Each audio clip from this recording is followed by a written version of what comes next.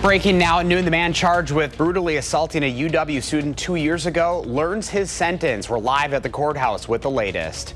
Plus, new developments from India this afternoon as investigators try to figure out why a passenger plane crashed just after takeoff. This is News 3 Now at noon.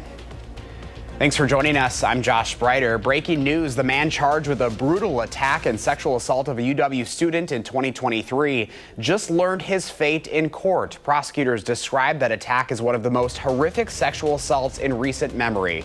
Arman Rahman is live at the courthouse with those new developments. Arman?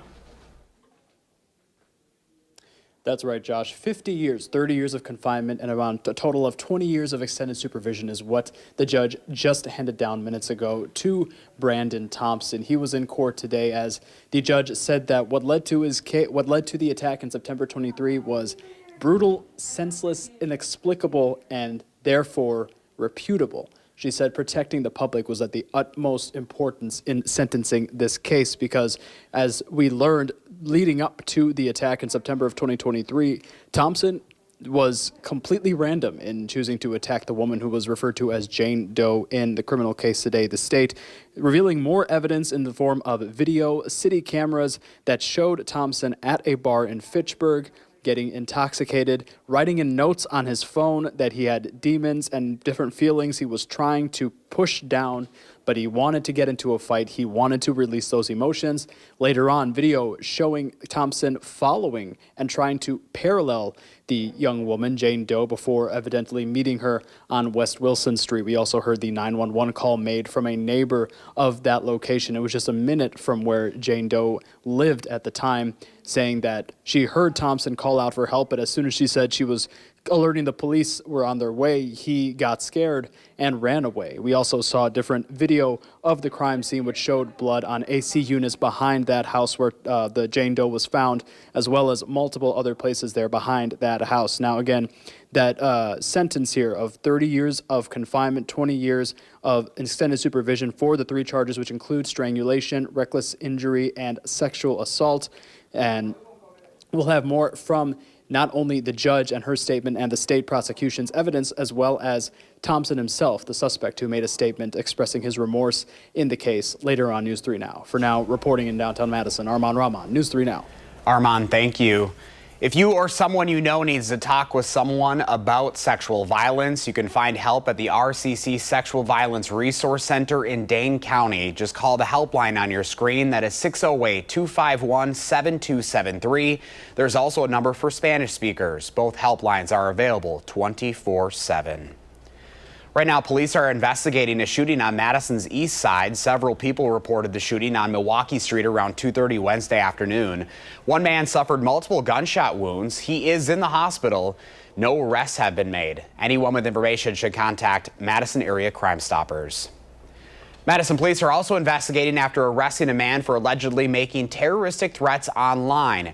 Police arrested Dejan Angelo on Williamson Street. It happened last Friday after police say he posted threatening messages targeting Black, gay, and Jewish communities online. During a search of Angelo's apartment, police seized multiple guns and electronic devices. They also found marijuana and psilocybin mushrooms. Angelo faces charges of making terroristic threats, maintaining a drug trafficking place, possession with intent to deliver THC, and possession with intent to deliver psilocybin. Authorities say there are no known survivors after an airliner headed to the UK crashed in India with more than 240 people on board. As Chris Livesay reports, it's the first time a Boeing 787 Dreamliner has gone down. This video captures the Boeing jet's last seconds in the sky, taking off in India, bound for London, when it loses altitude and bursts into a huge fireball. The Air India flight went down in a residential area in the western city of Ahmedabad, fueled for a 4,000-mile journey to the UK. So it was leaving with a full capacity of fuel. So we're looking at about 130 tons of fuel that were on the aircraft. That caused a massive explosion, and as a result, the damage on the scene will be intense. The plane was carrying passengers from Canada, Britain, Portugal, and India. And they were all heading here to London's Gatwick Airport. My thoughts, and I'm sure those of the entire House, are with those who've been affected by the tragic plane crash in India. India's civil aviation says pilots issued a mayday right after takeoff and lost its signal less than a minute into the flight. The tail of the 787 Dreamliner is resting on top of what CBS News has verified is a hospital. Reuters news agency says at least 30 bodies have been recovered from a building where the plane crashed, and many more people are trapped inside. The National Transportation Safety Board is headed to India to lead a team of U.S. investigators helping pinpoint what caused the crash. Chris Livesay, CBS News, London. The Boeing 787 has a strong safety record. More than 1 billion passengers have flown on one. In the U.S., 3 airlines fly the Dreamliner, including American Airlines, Hawaiian, and United. Well, we're tracking some showers out there this afternoon. First, where meteorologist Blaze Keller has your certified most accurate forecast. He's out on the weather patio. A little cooler today, too. A little cooler. We have a little bit of cloud cover. So, yes, we are going to be tracking a few showers out there this afternoon. Probably going to be later as we begin to wrap up Thursday. We're also dealing with yet another air quality alert that goes until 3 p.m. across nearly all of our coverage area. Pretty much every county that we cover here, except for Walworth County. You're underneath an air quality warning until 3 p.m. this afternoon, as the current air quality sits at unhealthy for some persons. So if you're sensitive to the poor air quality, this is definitely going to be a tougher day to be outside. Everybody else in the yellow is underneath that moderate air quality, as once again more stagnant air is sitting overhead. We've got smoke from wildfires, and we don't have a lot of movement in the atmosphere, keeping a lot of those smoke particles and other pollutants near the surface, or at least over the same area for a decent amount of time. In terms of actual smoke cover, though, it's not terrible. We're looking at hazy conditions. I mean, I'm looking up at the sky right now, and between the cloud cover, it doesn't look necessarily blue sky. So we do have some of that smoke overhead. And again, once we get a little bit more motion in the atmosphere, that'll come with some of the showers tonight and some of those showers expected on Friday and Saturday. We will hopefully start to improve not only the hazy conditions, but our air quality as well. As we look ahead to tomorrow, we're beginning to wrap up the work week. Once again, still dealing with that moderate to unhealthy for some air quality forecast. Most of our coverage area is then going to be in that moderate air quality, so we do get a little bit less hazy conditions, a little less pollutants sticking around. But again, we are also tracking that chance for showers and thunderstorms, not only tonight, but also into Friday and Saturday. So we'll take a look at all those rain chances in the full forecast. All right, Blaze, we'll see you in a few minutes. Thank you. Coming up next on News 3 Now at noon, why a trade deal between the U.S. and China seems close to being done, plus what government data is showing about the price of eggs.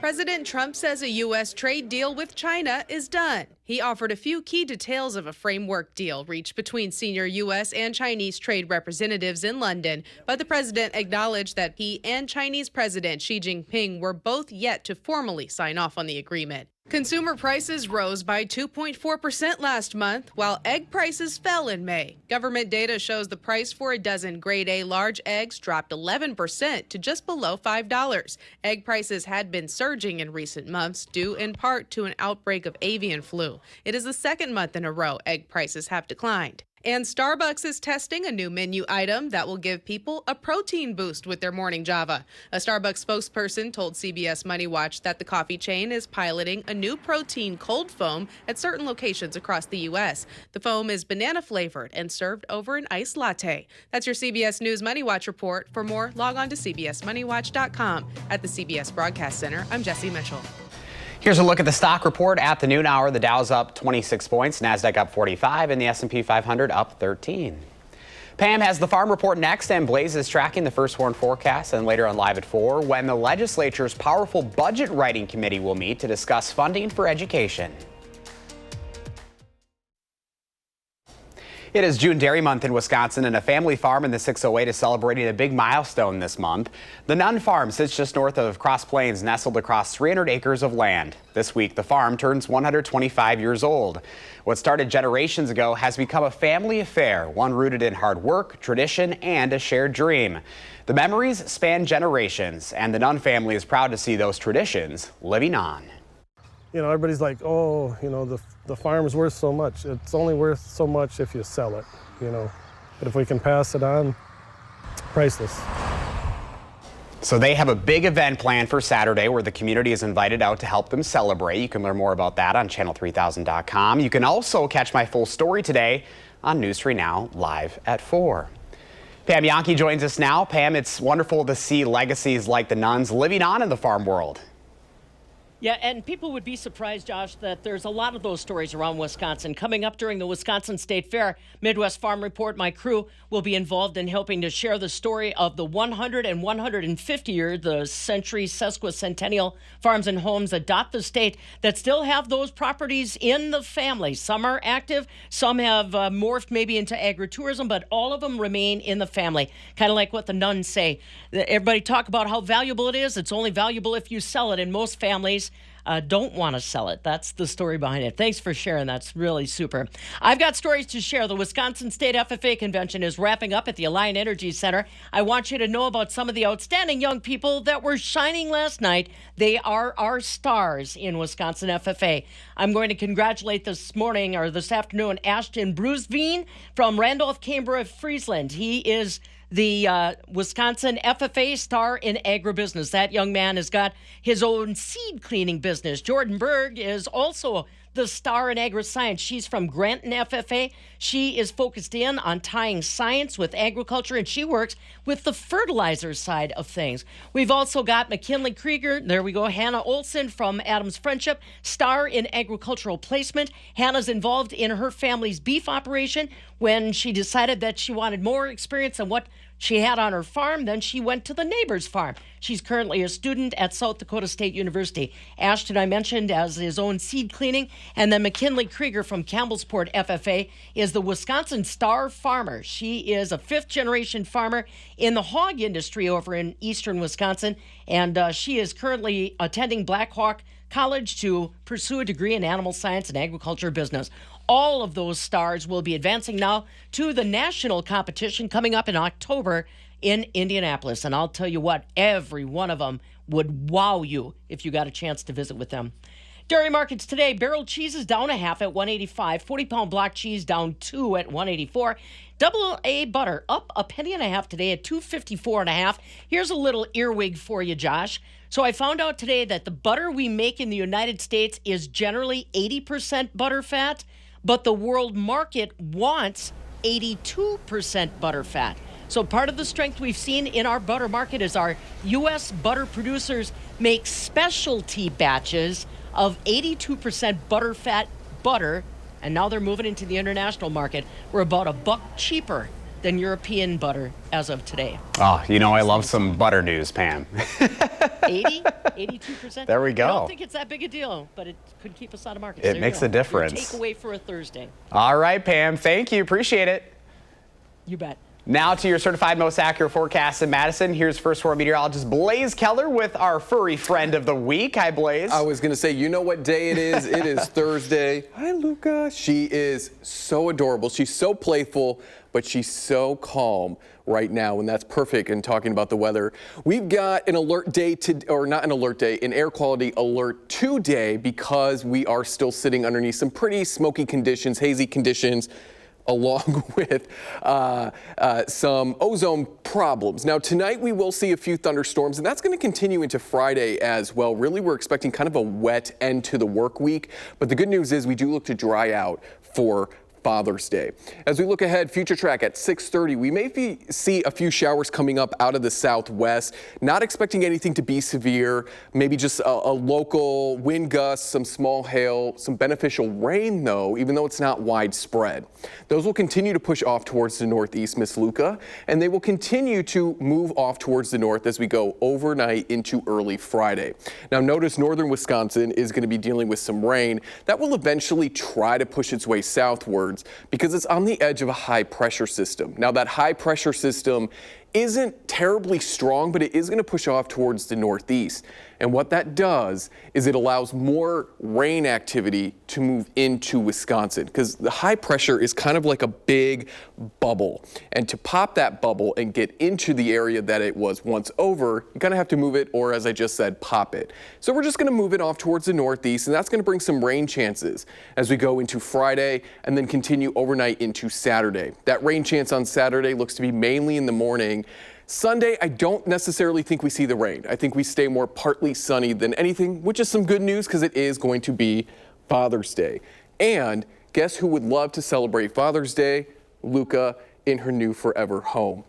We're not done with rain, though, as we look ahead to next week. Monday, Tuesday, even into Wednesday, we could squeeze out a few more rain showers. But again, we're still dealing with that high pressure system off the west coast, so we're not seeing any organized systems. And what I mean by that is severe weather makers. These are garden variety thunderstorms. So we get the lightning, we get the thunder, maybe some small hail, but what we really get is the beneficial rain. And it looks like our rain chances stay at about 40 to 50% more than usual, or greater than usual, as we head through the middle of June into kind of the beginning of the end of the month. If we take Future Track all the way out the next 10 days, so our extended forecast, which includes that additional rain chance that I just showed you, some parts of Wisconsin could pick up anywhere between 2 to 5 inches of rain, which is some great news, because even though we have made some improvements on the drought monitor, we've seen our drought conditions or percentages across the state go down, it's only been by about 0.1%. We really haven't made any great improvements yet, even with the rain that we've had over the last couple of weeks. So these rain chances that we see over the next 7 to 10 days is pretty beneficial. So there is a look at our 7 and 10 day forecast. Couple rain chances through the end of the week, and then Tuesday, Wednesday, and Thursday of next week. We'll keep an eye on Father's Day. For now, though, Josh and folks at home and Luca, it does look to be dry. Are you tired of holding Luca yet? Yeah, it was leg day today, and now it's arm day. It's a full body workout. She is a hefty little girl, but she's so sweet. We're going to meet her very shortly. All right, we'll see you on the couch here in a bit. Now let's see what Howard's working on in the Mr. Food Test Kitchen. With Father's Day just days away, I thought I would share an idea of what to get Dad. Steaks. And to help you choose just the right one, watch this. How about if we start off with the king of steaks, the tenderloin, also known as the filet mignon. It's a lean cut with almost a buttery texture that literally melts in your mouth. Yes, it's a bit on the pricey side, but well worth it. Over here is a strip steak, which is a steakhouse favorite. It has a generous layer of fat around it, which gives it lots of flavor. Definitely less expensive than the filet and a lot heartier. Can't decide which one of those two Dad would like better? Then you need to pick a T-bone. It gets its name from the bone that runs down the center that is shaped like a T. On one side is a strip steak and on the other is a filet. Talk about the best of both worlds. Now, if Dad loves a really juicy flavor-packed steak, then the ribeye is the steak for him. It's the same cut as the prime rib with lots of marbling, which means it has lots of flavor. And since Dad can't live on steak alone, how about serving our steakhouse-style potatoes with it, which are perfect no matter which steak Dad prefers. The recipe for our Parmesan potato wedges, along with the complete guide on how to pick the perfect steak, are online now to make sure that this Father's Day is the best ever. I'm Howard from the Mr. Food Test Kitchen, where every day we're looking for a special way for Dad to say, ooh, it's so good. After the break, we're going to learn more about our pet of the week from the Dane County Humane Society. It is time for Potentially Yours. Lisa Bernard is here with our pet of the week. Hi, Lisa. Hi. Who is this? So this is Luca. I don't have any more treats. Luca's still obsessed with you with doing the forecast. Guys. Tell us about her. So Luca is 3 months old. Okay. She arrived last week from an overcrowded shelter in Mississippi. Okay. She's just super sweet. Yes. She's still growing. She's still learning.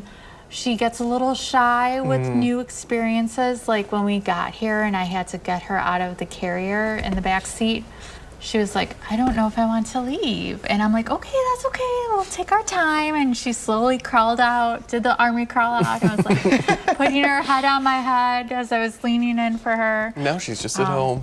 Yeah. She warmed up real quickly. Oh, not the microphone. She has things to say, even though she's so Oh my quiet. gosh. She didn't make one peep in the car. But she's super cute. She's playful.